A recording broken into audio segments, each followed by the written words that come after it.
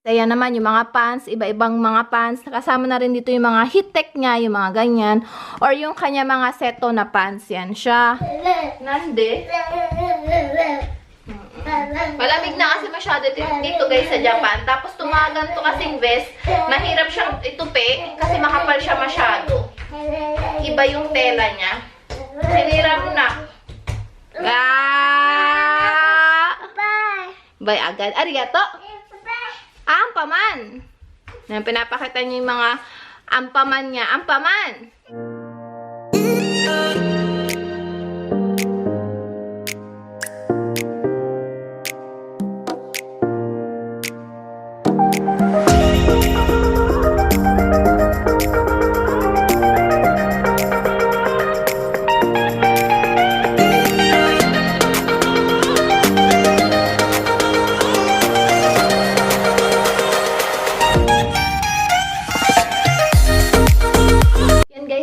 Nandito na yung mga napamili nating mga damit kay Aki-kun. So, bago natin siya ipagamit sa kanya is sinasalansan ko muna and tinatanggal ko yung mga etiketa or yung mga price tag and yung mga hanger, yung mga ganun. So, ipapakita ko sa inyo kung paano ko siya inaayos or paano ko siya ginujumbi bago suotin ng ating Aki-kun or ng ating anak. So, eto, yung mga to is itong kanya mga baby types. So, kailangan ko din pala ng gantong basket. So, maganda din yung may mga gantong basket guys kasi para na separate mo or nasa-segregate mo kung ano pa yung mga gamit or mga damit na hindi pa niya nagagamit or yung mga damit na bago nga na kailangan mo ng labhan or ayusin. So, ayan siya. And tong basket na to is napaka magamit siya sa akin or napaka ano siya. Paano ba sabihin? Lagi ko siyang nagagamit kasi, for example, kami is meron kaming second floor. Syempre, hindi naman pwedeng lahat ng mga damit na nilabhan or mga lalabhan is laging nakatambak lang dito sa baba. Syempre, after ko siya isampay, kapag matutuyo na siya, syempre, akyat ko siya sa taas dahil nandun yung aming mga closet or nandun yung aming mga cabinet na lagayan ng damit. So, kapag meron akong basket, mas na kikerry or mas na bubuhat ko siya ng maramihan. So, nakakasave ako ng time. So, yun lang naman. Kaya kuha na rin kayo ng basket or bilhin na rin kayo ng basket. So, ayun. Mag-start na tayo. Tinanggal ko na yung iba sa mga plastic nila and sa hanger. Ayan. And punta na tayo dito siguro sa dito. So, for example, itong mga to. Ito, natanggalan ko na siya ng ganyan. Tutupiin ko lang din siya ng maayos. Kahit pa paano is maayos pa rin yung ginagawa nating pagtupi. Kahit sabihin mo, hindi pa susuotin ng ating anak or ng bata. So, ayan. And dapat may nakahanda tayong gunting and plastic. So, ayan siya. Meron akong plastic dito. Or ito. Itong isa. Gawin natin plastic. So, ayan. Yung mga plastic na to is para to sa mga tags or yung mga pricing nung damit. So, ayan siya. For example, ito. Ayan, for example, ito is may price tag pa siya. So, tanggalin na natin siya or ikat na natin siya ng gunting. And habang ginagawa ko to, yung mga gantong paraan ko, is tinitingnan ko na rin kung yung damit ba is may mga usli-usli, yung mga ganun.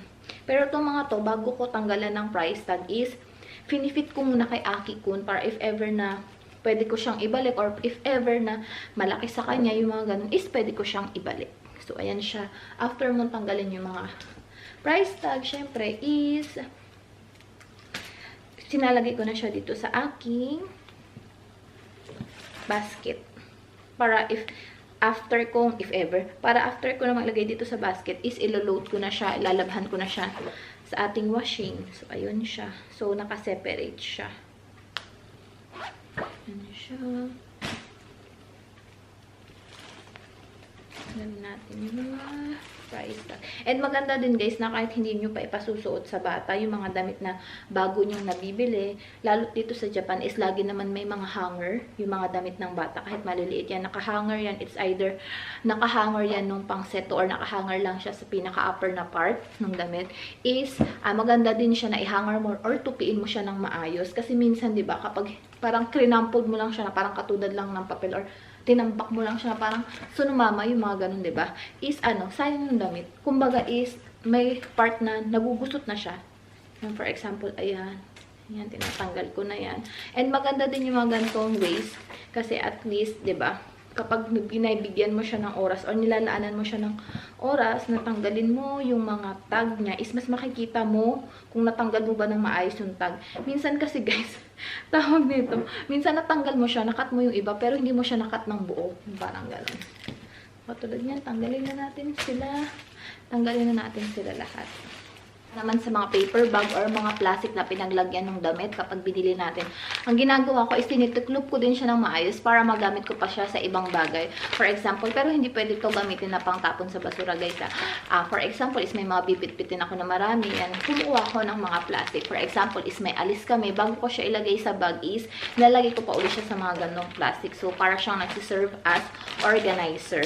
Pero yung minsan, yung mga iba talagang maninipis na mga plastic na or pinaglagyan ng mga pinamili ko is, hindi ko na rin talaga nire-reuse kasi madali din siyang mapunit or madali din siyang masira. So, ayan, tinitiklop ko ng ganyan and may lagayan ako doon ng mga gantong plastic. Yung mga gantong plastic lang yung tinatago ko kasi matibay siya. Pero yung masyadong maninipis is nila-let go ko na lang din siya. Katulad yan dito guys, itong nabili kong ganito, itong pants niya. Tingnan nyo naman kung gaano kadami yung nakasulat sa kanya or ang daming nakalagay. Hindi lang yung price, meron pa yung brand, tas meron pa yung parang eto 100% cotton, yung ganun. Tatlo-tatlo yung nakasulat, diba?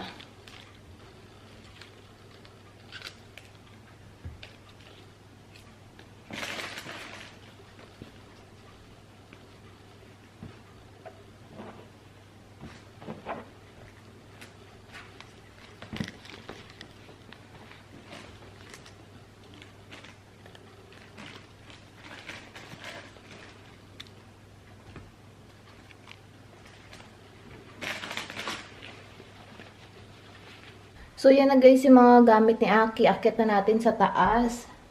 Tayin ko lang yung ilaw dito. Yan siya. Yun lang ang mahirap guys kapag meron kayong or nasa taas yung inyong mga cabinets or yung mga inyong mga damitan. Kasi nga is yun, mag-akit baba kayo ng mga damit. Pero ako nga, dahil meron akong mahiwagang basket, ayan na siya. Is malaking bagay siya sa akin dahil mabibit-bit ko ng isahan yung mga gamit ko. So, ayan, nandito tayo sa taas. Pakita ko sa inyo. Tingnan nyo naman. Ayan pa yung mga aayusin natin. Marami pa akong aayusin ganyan. Dito yan ang galing. And ito, meron tayong bago dito. Ayan. Papakita ko to sa next na vlog ko. So, ito na muna mga tatapusin natin. Itong mga damit ni Aki-kun. Hindi pa rin namin tinatanggal tong harang dito sa hagdanan or dito sa kwarto dahil malaking tulong to pag may bata. Yun na doon si Aki kun sa kabilang kwarto. Sa kwarto namin. And dito ko siya ilalagay sa kwarto niya. Wait lang. Ayan siya. Medyo na-maintain ko na nga yung guys yung ano. Medyo na-maintain ko na nga guys yung kwarto ni Aki. Particular yung kanyang, tong kanyang closet. So, ayan siya. Nandyan pa rin yung mga gamit. Tapos, kung mapapansin nyo, ito yung nice ko nung nakaraan. Yan siya. Yan, natupi ko to lahat. Ito, itong mga damit na to. Yan, pakita ko lang ng very slight. Ito yung mga pang summer niya na mga damit. And size niya pa to, kaya pwede niya pa itong masuot sa mga sunod na summer next year. So, ayan siya, nakaibabaw na. Itong nasa pinakababa is maliliit niya na itong mga damit talaga. Kaya ganyan na yung pagkakasalansan ko. And ayan siya. Dito ko lang ilalagay. Ayan, dyan lang natin ilalagay yung mga ito. Itong mga nakatuping gamit na to. So, ayan siya. Lagay lang muna natin. Ayan siya. Wait kayo dyan.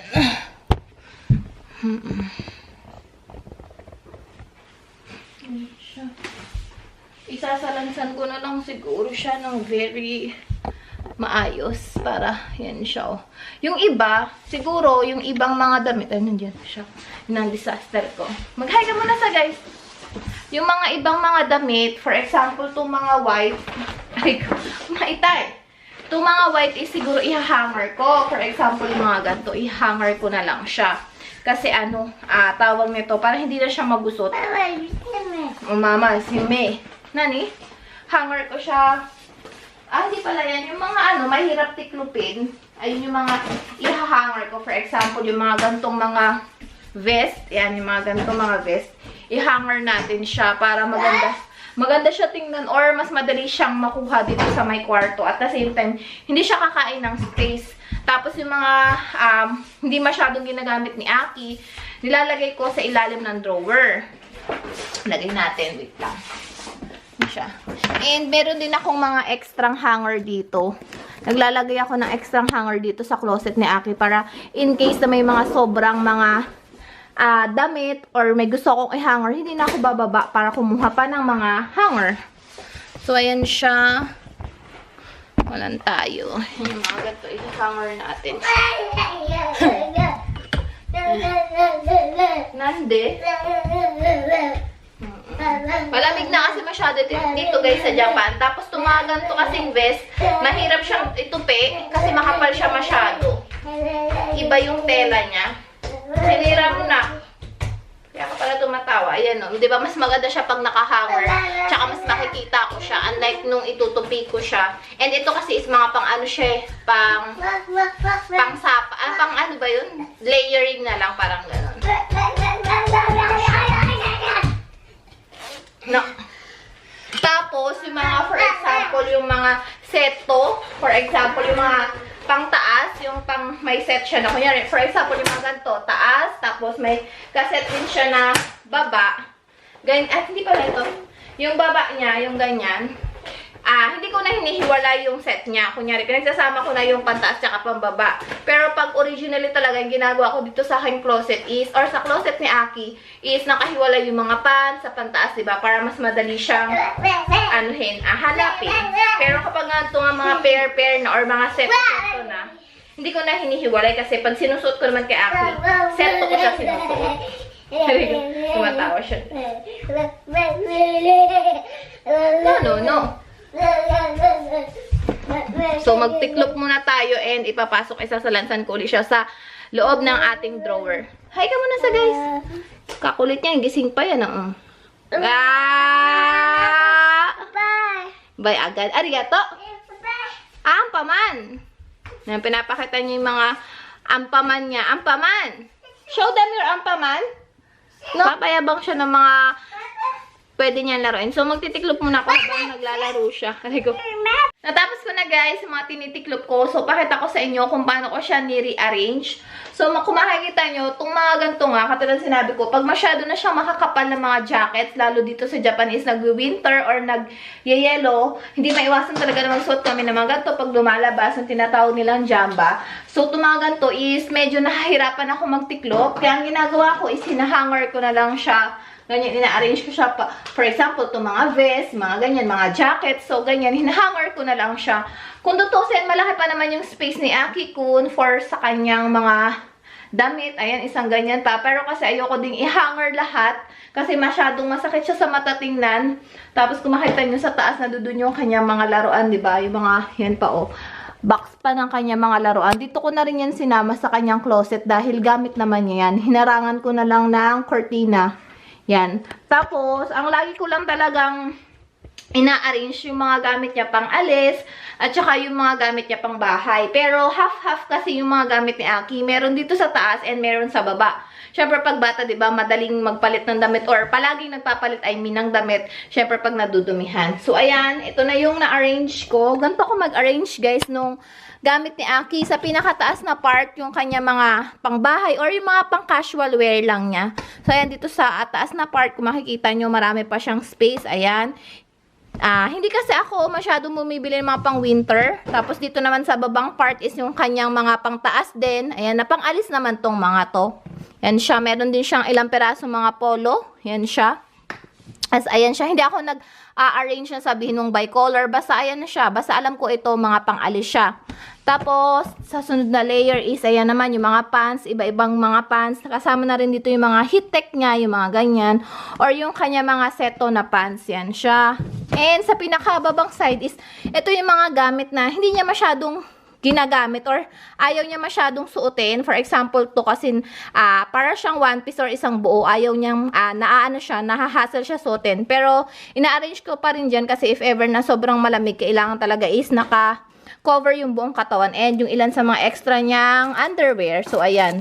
Yung iba niya pa nga mga tights, hindi ko pa binubuksan gawa ng marami pang nakabukas. Ayoko din kasi ng masyadong maraming nakabukas na mga gamit kasi hindi naman nagagamit. Tapos, yun nga, katulad sinabi ko sa inyo, nandito din sa part na to yung kanyang mga pang-summer na damit. So, ayan siya, guys. So, wala namang ganun lang talaga ako mag-arrange ng mga gamit ni Aki Kun. Katulad ng sinabi ko is, si Aki, kakalat na siya sa kwarto, di ba? Katulad ng sinabi ko, guys, is hindi ako masyadong namimili. Yan lang talaga yung mga gamit niya. 1, 2, tapos itong magkapatong na to. 3, 4. Itong dalawang magkapatong na to is more on mga, more on mga summer na mga damit.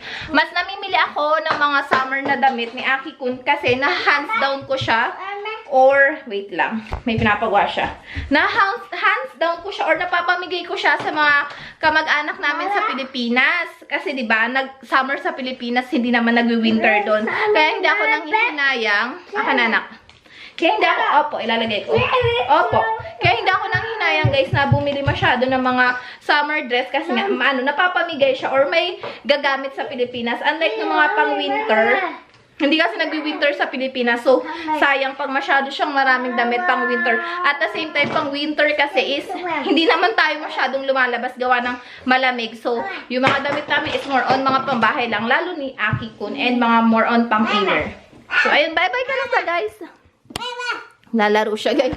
Pasensya na kayo, guys, kung masyadong maingay kasi syempre naglalaro kami ng Aki at the same time isinaayos ko nga itong mga damit ni Aki Kun. So, that's it, guys, for this vlog or for today's vlog. Sana nag-enjoy kayo, guys. And kung nag-enjoy kayo, please don't forget to hit the like button para ipakita yung inyong suporta sa aming channel or sa ating channel. And mag-comment down below na rin kayo kung ano pa yung mga gusto nyo makita or i-features ko dito sa ating channel.